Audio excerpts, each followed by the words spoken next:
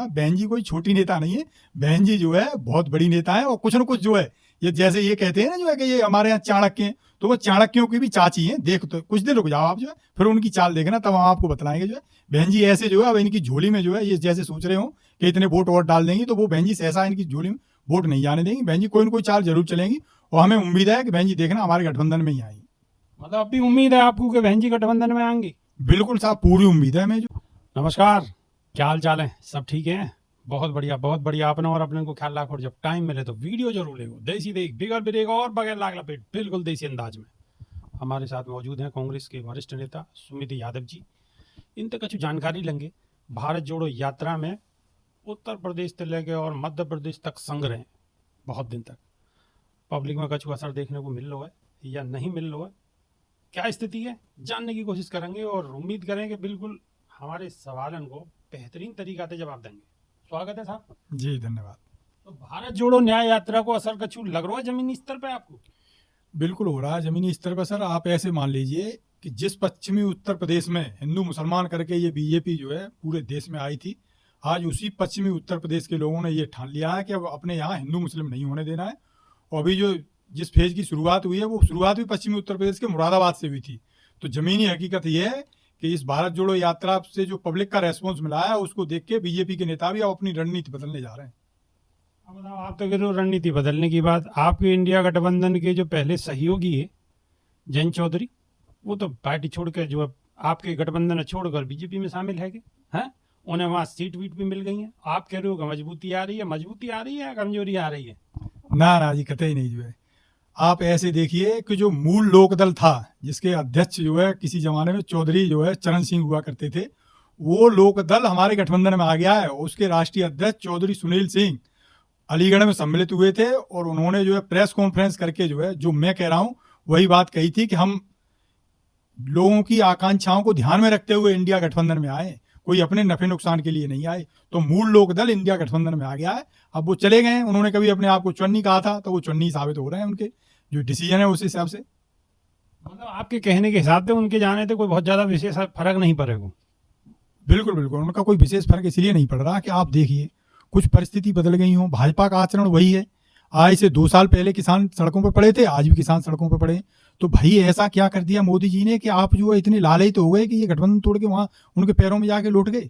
आपको तो जो है हमारे यहाँ एक कहावत कहें जो है कि टूटी खाट और झुका हुआ जाट, ये दोनों को ही लोग घर से बाहर रख देते हैं। तो ये मान लीजिए ये अब इनकी स्वीकार्यता खत्म हो जाएगी। ये बिल्कुल अपने आप को सोच रहे हो कि हम कोई बहुत बड़ी उपलब्धि हासिल कर ली है। तो ये आप मान लीजिए, मुझे तो ये लग रहा है ऐसा ना हो कि ये कहीं बिल्कुल ही राजनीति से हाथ न धो बैठे। 2 सीट मिली हैं जो अब तक चर्चा में चल रही है, तो 2 सीटों पर लग रही है उम्मीद के जो 2 सीट आराम से इज्जत मान सम्मान के दायरे में जयंत चौधरी निकाल कर ले जाएंगे। मुझे तो ये लग रहा है कि जो बिहार में इन्होंने जो है रामविलास पासवान के बेटे के साथ किया था, वही खेल कहीं अजीत सिंह के बेटे के साथ नहीं ये करते बीजेपी। तो हमें तो शक है कि बिल्कुल हो सकता है इन्हें मिलके जो है 0 पे ही आउट न करवा दें, ये आगे के लिए ही पत्ता साफ कर दें इनका जो है। एक और सवाल है यादव जी, उत्तर प्रदेश में अब आपके गठबंधन में, इंडिया गठबंधन में कांग्रेस है, समाजवादी पार्टी है, तो खाली दोनों पार्टी मिल के क्या टक्कर ले सको एनडीए की? देखो साहब, ऐसा है, दलों का गठबंधन होना एक बात है, लेकिन यहाँ है क्या, इस सरकार के सारे डिसीजन जो है ऐसे रहे जो जनता को स्वीकार नहीं रहे। जनता पे जबरदस्ती इन्होंने ऊपर से थोपे, तो जनता इनसे इतना तंग आ गई है जो है कि अब जनता आपस में गठबंधन करेगी कि भैया इनको हराओ, कैसे हराना है अब वो देख लो, आप तय कर लो। राहुल गांधी तो जो भी चेक कर रहे कह रहे हैं कि भाई हमारा तो दिल को गठबंधन है चुका है, दल की तो बात छोड़ो। हाँ, तो वो पब्लिक में जा रहे हैं, वो तो पब्लिक से जो रेस्पॉन्स मिल रहा है वही तो कह रहे हैं। राहुल गांधी कोई अपने मन की बात थोड़ी कह रहे हैं, वो तो पब्लिक के मन की बात कह रहे हैं। अपने मन की बात तो मोदी जी कहते हैं। हाँ, तो राहुल गांधी तो पब्लिक की बात कह रहे हैं। भी यही उम्मीद में है कि यही बातें पकड़ेंगे कि मन की बात तो प्रधानमंत्री जी के में। बिल्कुल बिल्कुल, वो अपने मन की बात कहते हैं। भाई आप मानिए, देश की सबसे बड़ी पोस्ट है, मतलब प्रोटोकॉल को छोड़ दो एक बार जो है, लेकिन जो जहां सबसे ज्यादा पावर होती है वो देश के प्रधानमंत्री को है। वो प्रधानमंत्री अपने मन की बात करता है। अरे भाई, मन की बात क्या करना है, तुम्हें जो करना है उसको इम्प्लीमेंट तो करो। इम्प्लीमेंट करने की सबसे बड़ी पावर तुम्हारे पास है, पर कुछ नहीं, वो पब्लिक को बेवकूफ बनाना है जो है।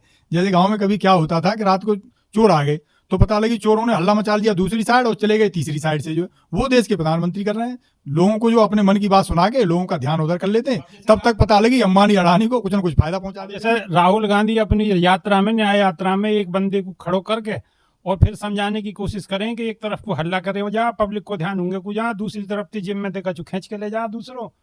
तो वही बात है, कहना चाह रहा हूँ बिल्कुल वही बात कहना चाह रहा था। आप जेब कट भी ऐसे ही करते हैं, जो है आपको इधर उलझाएंगे, पता लगे पीछे से कोई दूसरा साथी आ गया, आपकी जेब साफ। वही है, गुजराती कर रहे हैं दोनों। भाई आप ये ऐसे देख लो, कोरोना टाइम पे सब धंधे पानी बंद, सब लोग घर में बैठ गए।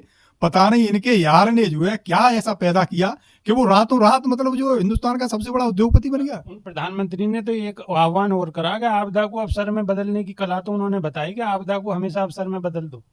हमारे समाज की ये सोच कभी नहीं रही है। ये तो अभी इन गुजरातियों ने जो है अपनी गलत बात को भी महिमा मंडित कर रहे हैं। हमारा समाज कभी ऐसा नहीं रहा है कि किसी के साथ आपदा है तो उसमें अपना फायदा ढूंढें ना।